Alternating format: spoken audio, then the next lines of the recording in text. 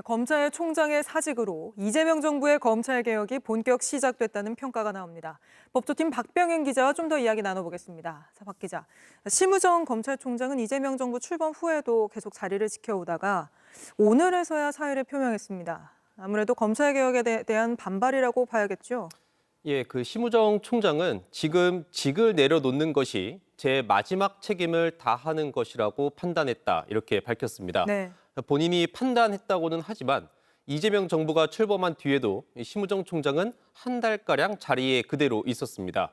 이 때문에 특별한 메시지가 없다면 계속 총장 자리를 지킬 것이라는 얘기도 나왔습니다. 실제 오늘도 이 대검 간부들과 점심에 도시락을 먹으며 국정기획위 업무 보고를 위한 회의를 할 예정이었습니다. 아, 오늘도요? 예, 그런데 심 총장이 이 자리에서 이 검찰 개혁이 추진되는 상황에서 본인이 물러나야 조직을 살릴 수 있다라는 취지의 말을 한 것으로 파악이 됐습니다. 특히 이번에 이 검찰 인사안도 사전에 전달받지 못한 것을 봤을 땐 이재명 정부로부터 사실상 사직하라는 직간접적인 연락을 받았다라는 해석이 나옵니다. 지금 검찰총장뿐 아니라 다른 고위 인사들도 줄줄이 사의를 표명하지 않았습니까? 예, 심우정 총장만 사직한 게 아니라 대검찰청 2인자인 차장검사도 교체가 됐고 검찰 인사를 담당하는 법무부 검찰국장 그리고 얼마 전에는 법무부 차관도 같이 교체가 됐습니다. 네. 예, 결국 기존 검찰의 지휘부와는 검찰 개혁을 함께할 수 없다는 이재명 정부의 뜻이 반영된 것으로 보입니다. 이 개혁을 위해선 윤석열 정부에서 임명된 검찰 지휘부 교체가 먼저 진행돼야 한다고 본 겁니다. 심우정 총장은 오늘 입장문에서 형사사법제도가 시한과 결론을 정해놓고 추진되면 예상하지 못한 많은 부작용이 생길 수 있다며 민주당 주도로 추진되는 검찰 개혁의 우려를 나타내기도 했습니다.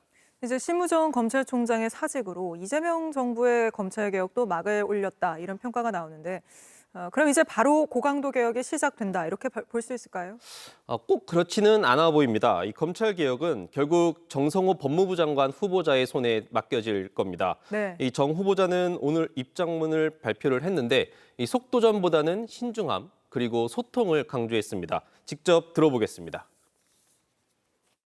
차분하게 국민들의 눈높이에 맞춘 그런 검찰 개혁이라든가 또 사법 체계의 변화 이런 것을 고민해야 될 입장이 있기 때문에 굉장히 신중하게 또 차분하게 고민하고 준비하겠습니다.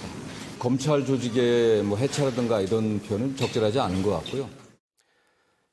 예, 관계 당사자의 뜻을 모으겠다면서 검찰의 의견도 듣겠다는 것을 시사했습니다.